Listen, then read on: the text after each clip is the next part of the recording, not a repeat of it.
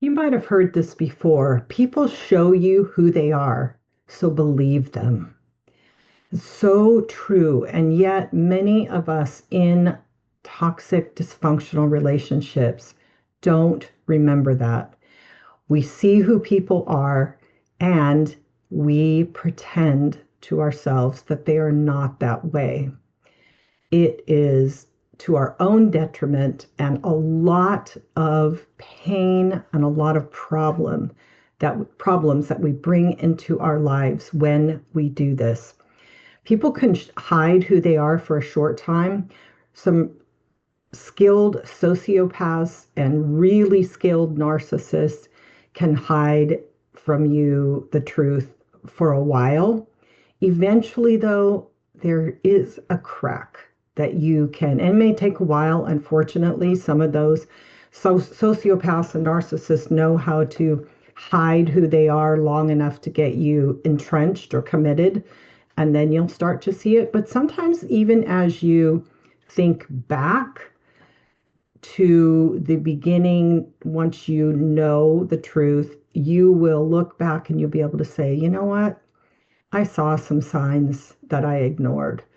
So it's really important to have your eyes wide open, especially as you're going into new relationships, to be willing to see the truth about people. Recognize, like, don't jump all in and think, oh, I'm just starting to date someone and oh, this is the one, this is the person. God brought us together in this really fun way. And I'm just gonna, this gotta be the one, because that sets yourself up to just ignore and deny signs that show you that this is, in fact, not the one, just because you are, dating. What is dating for? Dating is to figure out who isn't for you as much as it is to figure out who is right for you. So you're figuring that out, and when you see it, you got to be able to let go. So be careful that you don't get yourself entrenched or believing something that isn't true. So what are some of the things that prevent you from seeing who they are? Denial of reality, because you don't want to face the truth. It's painful to face the truth. So you're going to deny reality. It's like, no, this person isn't mean, or this person isn't uh, like isn't drinking too much, or isn't abusive, or isn't talking all about himself or herself. It's like, no, this person didn't mean to be like to talk to their mom that way or their kid that way. It's like you don't want to face it. You want this person to be the right person. You want this person, you don't want to have to face a breakup or face divorce or have to set some uncomfortable boundaries. So you just keep denying it. It's not that way. And in order to do that, we do something called reframing. We reframe the negative into a positive, or at least a neutral. So if you imagine this person, and this person is has a picture frame around them doing the thing that caught your attention, and you're looking at that and you're saying, oh, that wasn't bad. And so you take that action or that characteristic of that person, and you take it out of that ugly picture frame and you put it into a new picture frame that makes it look good, makes it look better. So you excuse it, you explain it, you rationalize it. Oh, he was just tired. Oh, she's just under a lot of pressure. Oh, the mom was not very nice to her when, she was with her. So she's, kind of just, responding back. So whatever it is, or, oh, not drinking all the time like that, just on weekends after a hard week at work. So, at least it's not every day. So you're just reframing it. You're changing it into something that's palatable instead of something that is not okay, so that you can accept it, so that you don't have to make a decision. Fear of what you must do if you face the truth. Fear keeps you from dealing with reality. Because if you are thinking, oh my gosh, if I have to admit that my spouse is having an affair, or if I have to admit there's a sexual addiction, or if I have to admit my child is using drugs, then I got to do something about it. So I'm just going to stay in a more comfortable place and I'm going to pretend that that isn't going on. I'm going to pretend that I haven't figured out that my newly married spouse is abusive. I'm just going to push it off and not deal with it because I don't want to do the hard stuff. I don't want to confront. I don't want to set a boundary. I don't want to potentially have to end a relationship or even have a difficult conversation. Ignorance of what is healthy. You don't know. And that's honestly um, often a reason, especially in our young lives, like coming right out of a dysfunctional family or right out of a dysfunctional marriage, why we would continue to pick somebody who isn't healthy, is we haven't learned yet what is healthy, what was wrong with our childhood home, or what was wrong with that really toxic relationship. So that's a reason why we have to identify what was wrong, what were the dynamics in our previous relationships, and then learn what's healthy. And we need to become healthy. You need to become healthy so that when something, because it's like what fits is what's comfortable. So when you're used to unhealthy because you're unhealthy, then being with somebody who's healthy, around somebody who's healthy, does not feel good. You don't want it. It feels uncomfortable. But being around somebody that's kind of similar to your childhood dynamics or your marriage, you're going to be totally drawn to that because you're going to be used to that. You're going to be used to that treatment.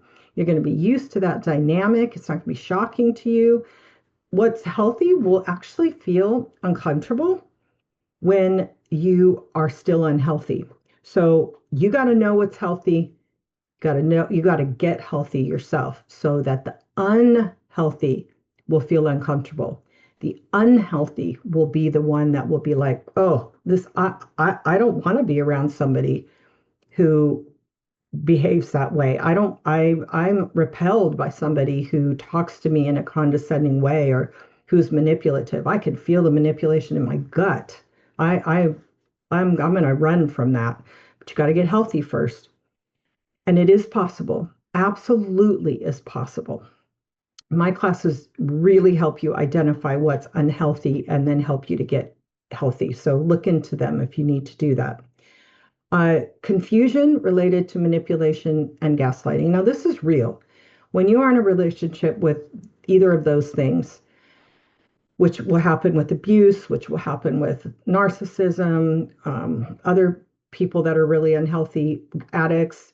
When somebody is manipulating and gaslighting you have a time of confusion where when you're in that long enough, you do begin to doubt yourself and you do begin to doubt what you think and what you feel. And you got to get healthy and you got to get stronger in order to see what's really going on and face it.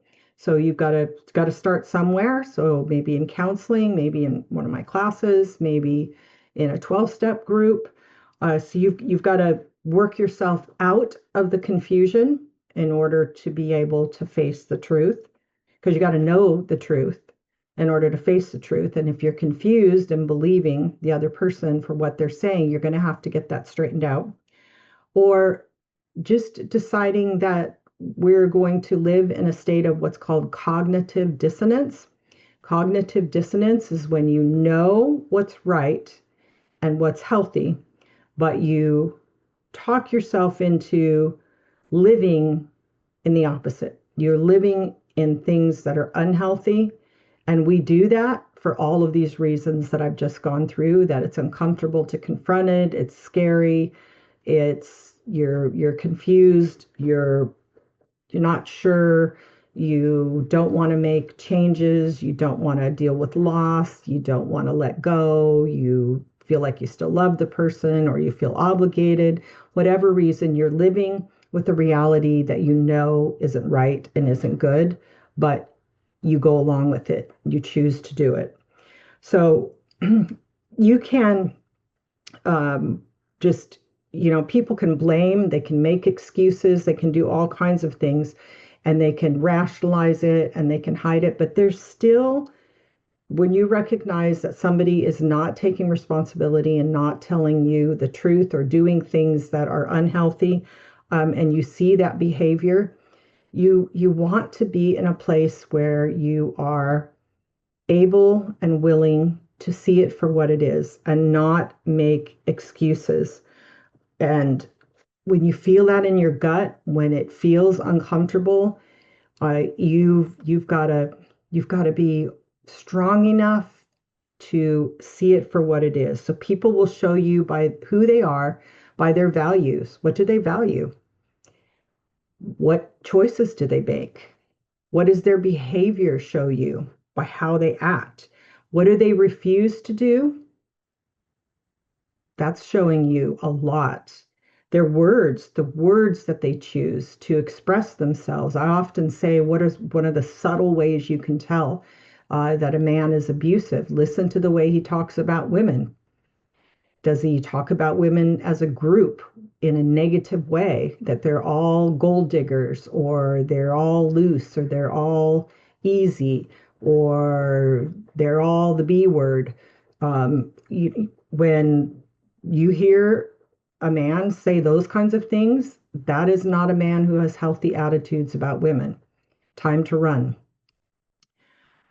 Other examples that you can think of, the words that they use, the excuses that they use. Do they constantly excuse their behavior and have like all kinds of reasons why they're not responsible, or they could have didn't do it? Are they always late? Are they always procrastinating? Are they always forgetting what it is that they promised you that they would do? Their emotions, how they handle their emotions. Can they feel their emotions? When you are with somebody who is not able to feel their emotions and express their emotions, that's not going to be a fun relationship, because everyone has them. And when you don't deal with your emotions, they go underground and they come out in ugly ways. So if somebody is not emotionally healthy, or they're just getting super angry and upset, then, all the time, or losing their temper, then you've got somebody who's not dealing with their emotions, not emotionally healthy.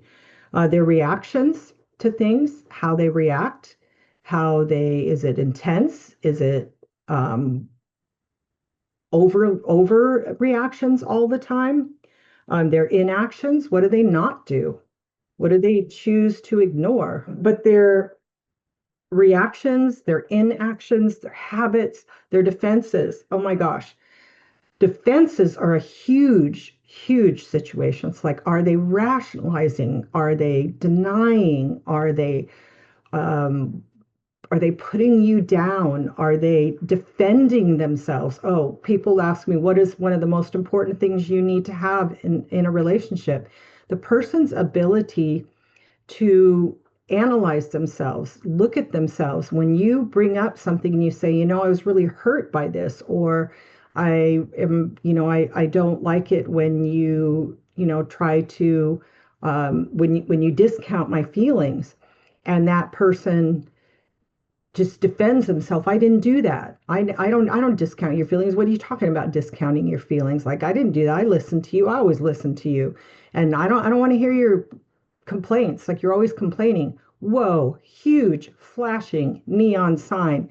This person will not look at themselves, analyze it, analyze themselves, look at their behavior, listen to your concerns, and be open to seeing how they can change themselves in order to take care of you, or to be concerned about what it is that bothers you.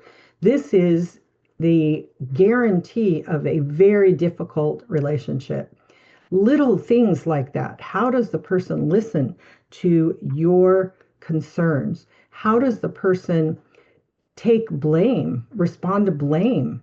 How does a person respond to taking responsibility for something that is done?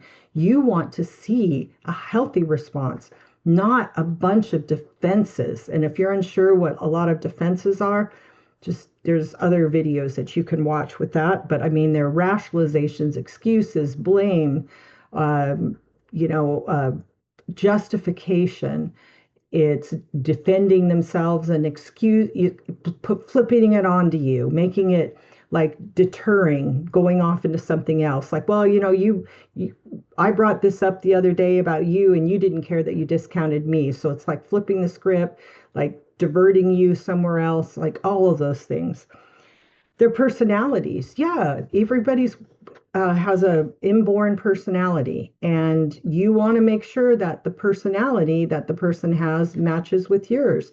People show you their personality. One of the things when you learn what their personality is, that helps you detach, because that's not against you. That's not just toward you. That's who the person is, and the person's going to be who they are. So you can recognize that.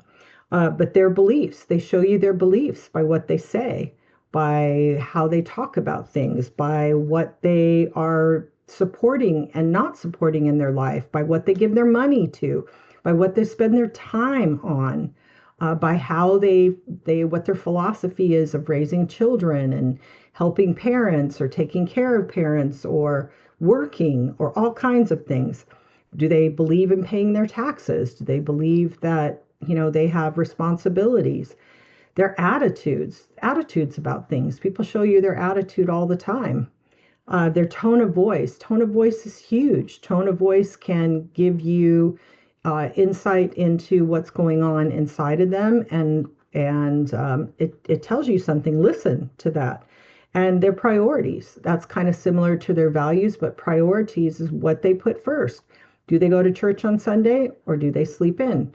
Do they not really go often? Do they only go a few times? Do they see their family regularly?